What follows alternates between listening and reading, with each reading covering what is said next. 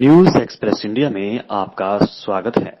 नमस्कार, मैं डॉक्टर कुमार अमर, अध्यक्ष वेदांत ज्योति सेवा संस्थान, आप सभी न्यूज एक्सप्रेस इंडिया देख रहे दर्शकों का अपने इस एपिसोड में हार्दिक अभिनंदन करता हूं।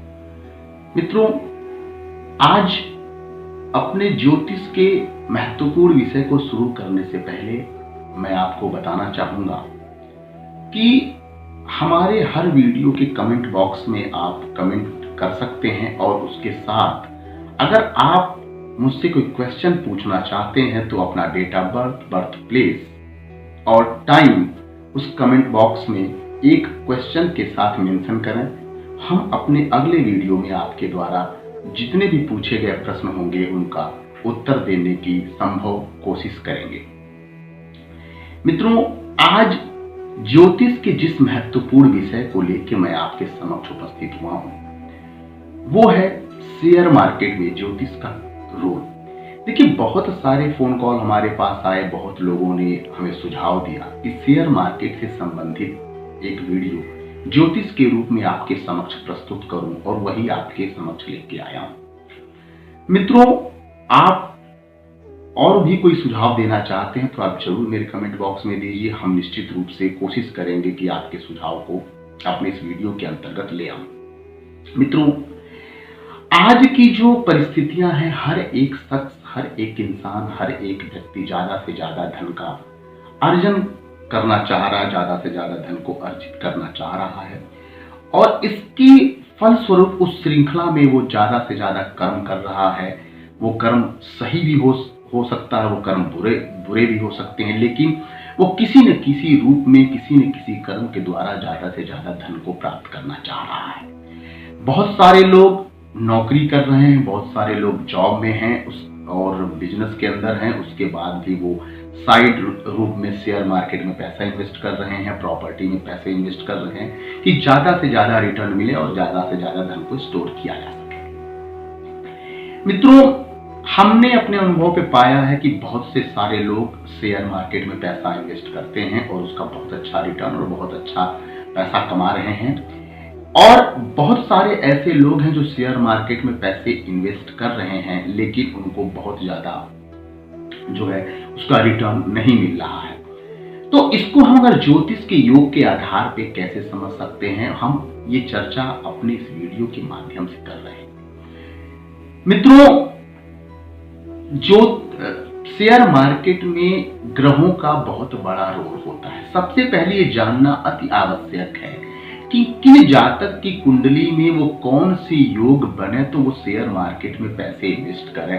अगर वो योग नहीं है तो निश्चित रूप से उनको शेयर के मार्केट में पैसे इन्वेस्ट नहीं करने चाहिए, नहीं तो उसके रिटर्न अच्छे नहीं आएंगे और वो पैसे डूब जाएंगे। तो शेयर मार्केट में जो इन्वेस्टमेंट जो जातक कर रहे हैं वो ध्यान से और इन बातों को हमारे वीडियो के माध्यम से समझें कि देखिए क्या होता है कि कुंडली के अंदर 12 भाव होते हैं और उन 12 भावों में जो शेयर मार्केट के धन से संबंधित भाव होते हैं वो दूसरा घर होता है कुंडली का, 5वां घर होता है, 8वां घर होता है और 11वां घर होता है। इसके साथ साथ जो कौन से ऐसे प्लैनेट होते हैं, तो देखिए शेयर मार्केट का, स्टॉक का जो प्रमुख कारक ग्रह होता है वो शैडो प्लैनेट राहु होता है। इसके साथ साथ अगर हम बात करें तो चंद्रमा होता है इन्वेस्टमेंट का कारक। देखिए क्या होता है, मैं आपको बता दूं कि चंद्रमा की जो चाल होती है, चंद्रमा मन की गति से तेज चलता है। कहा यह जाता है कि महाराजा दक्ष की 27 पुत्रियां थीं और चंद्रमा का विवाह उन्हीं 27 पुत्रियों से हुआ है जो 27 नक्षत्रों के नाम से जाने जाते हैं। चंद्रमा उनको भोग करने के लिए हर जो है अपनी राशि परिवर्तन 2.5 दिन में करता है और उन्हीं नक्षत्रों को तेजी से भोग करने के लिए चंद्रमा जो है अपनी मन की गति से वो चलता है। तो चंद्रमा चूंकि गोचर भी चूंकि 2.5 दिन का चंद्रमा का एक राशि में होता है तो निश्चित रूप से चंद्रमा को भी इसमें कंसीडर किया जाता है और इसके साथ साथ बृहस्पति का भी अच्छा होना बहुत जरूरी है क्योंकि बृहस्पति तर्कसंगत, बुद्धि और विवेक का कारक ग्रह है। तो ये उस जातक को ये प्रेरणा देता है कि एक बुद्धि के साथ, एक तर्क के साथ, एक तार्किक गतिविधियों के साथ ही शेयर मार्केट में पैसे इन्वेस्ट करें। देखिए, बहुत सारे ज्योतिष मित्रों ने बुध की भी बात की है, लेकिन मैं यहाँ पे बुध को बहुत ज्यादा महत्व नहीं दूंगा, क्योंकि हमने अक्सर पाया है कि बुध जो होता है जातक की कुंडली में, ज्यादा 70 to 80% जातकों की कुंडली में ये बुध कंबस्ट अवस्था में पाया जाता है, अस्त अवस्था में पाया जाता है।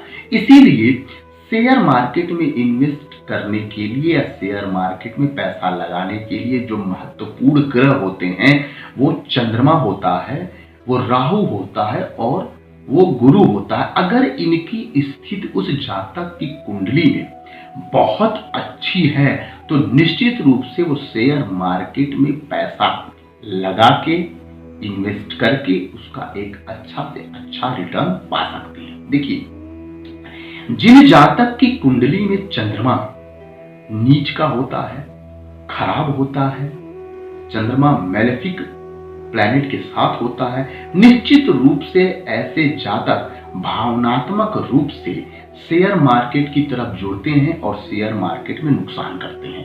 शेयर मार्केट जो भी जातक उसमें पैसा इन्वेस्ट करे उसमें चंद्रमा बहुत अच्छी पोजीशन में होना चाहिए। अब हम बात करते हैं कि कौन सी ऐसी कंडीशन होती है जो जातक में पाया जाए और उससे शेयर मार्केट में वो इन्वेस्ट करे। देखिए, जब भी गुरु और राहु का संबंध केंद्र में हो, केंद्र में बैठे हो, या जो केंद्राधिपति प्लैनेट हैं, ग्रह हैं, अगर उनके साथ संबंध करें तो निश्चित रूप से ऐसे जातक शेयर मार्केट में पैसे इन्वेस्ट करके ज्यादा से ज्यादा रिटर्न पा सकते हैं। अगर मैं दूसरे पॉइंट की बात करूं तो पंचम, नवम और एकादश जो ग्रहवा भाव होता है, अगर वो केंद्र में यानी एक, उसका जो स्वामी है केंद्र में यानी 1, 4, 7, 10 या त्रिकोण में, जो कि 5 और 9 में अगर वो बैठा हो और अच्छी स्थिति में बैठा हो तो निश्चित रूप से ऐसे जातक शेयर मार्केट में इन्वेस्ट करके वो ज्यादा से ज्यादा रिटर्न कमा सकते हैं। अगर हम तीसरे पॉइंट की बात करें तो जो 5वें घर का लॉर्ड है, जो दूसरे घर का लॉर्ड है, जो 8वें घर का लॉर्ड है और जो 11वें घर का लॉर्ड बनता है, वो निश्चित रूप से मरी हुई अवस्थाओं में यानी कंबस्ट अवस्था में नहीं होना चाहिए। अगर वो होगा तो निश्चित रूप से शेयर मार्केट का वो लाभ वो जातक नहीं ले पाएगा और अगर वो इन्वेस्ट करेगा तो उसमें पैसे डूब जाएंगे। अगर गोचर के स्थानों में गोचर करता हुआ अगर राहु या गुरु शुभ अवस्थाओं में आ जाता है, शुभ अवस्था में जैसे केंद्र में आ जाता है या मूल त्रिकोण में आ जाता है, तो निश्चित रूप से वो टाइम, वो इन्वेस्टमेंट का टाइम बहुत अच्छा होता है। अगर ग्रहवें भाव का जो स्वामी है, जो लॉर्ड बनता है, अगर वो लॉर्ड की डिग्री कम हो या वो मरा हुआ होता है तो निश्चित रूप से शेयर मार्केट में इन्वेस्टमेंट नहीं करना चाहिए। जिन जातक की कुंडली के ग्रहवें भाव में केतु बैठा होता है, निश्चित रूप से वो जातक शेयर मार्केट के इन्वेस्टमेंट से बहुत ज्यादा रिटर्न कमा सकते हैं। अब अगर मैं बात करूं कि ऐसे कौन से क्या कंडीशन होती है जिसमें कि जातक शेयर मार्केट में उस समय पैसे का इन्वेस्टमेंट ना करें, तो देखिए, अगर चंद्रमा गोचर करता हुआ अशुभ स्थानों पे चला जाए, तो 8वें घर पे चला जाए, 6वें घर पे चला जाए, 12वें घर पे चला जाए, तो उस टाइम शेयर मार्केट में इन्वेस्टमेंट करने से उस जातक को बिल्कुल बचना चाहिए। जिस जातक का जन्म नक्षत्र से चंद्रमा तीसरे नक्षत्र, 5वें और 7वें नक्षत्र में चला जाए तो वो भी जातक इस शेयर मार्केट में बिल्कुल इन्वेस्टमेंट उस टाइम ना करें।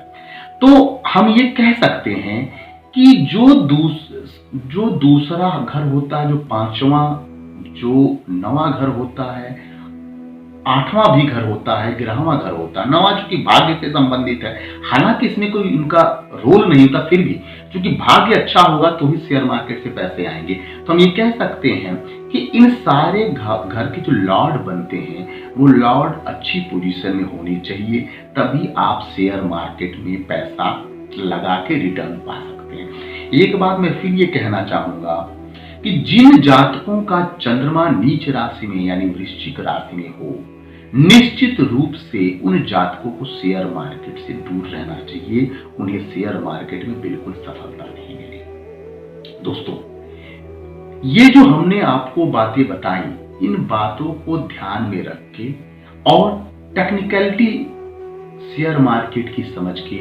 अगर इन चीजों को ध्यान में रखते हुए और टेक्निकलिटी के साथ आप शेयर मार्केट में पैसे इन्वेस्ट करते हैं तो निश्चित रूप से उसका रिटर्न देखने को मिलता है और आपको अच्छे से अच्छा रिटर्न मिलेगा।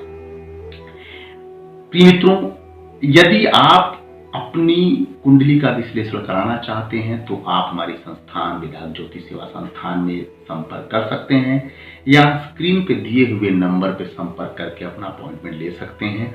हम आपके द्वारा पूछे गए प्रश्नों का ज्योतिषी रूप में हम समाधान करने की कोशिश करेंगे। तब तक के लिए एस्ट्रो कुमार अमर का नमस्कार।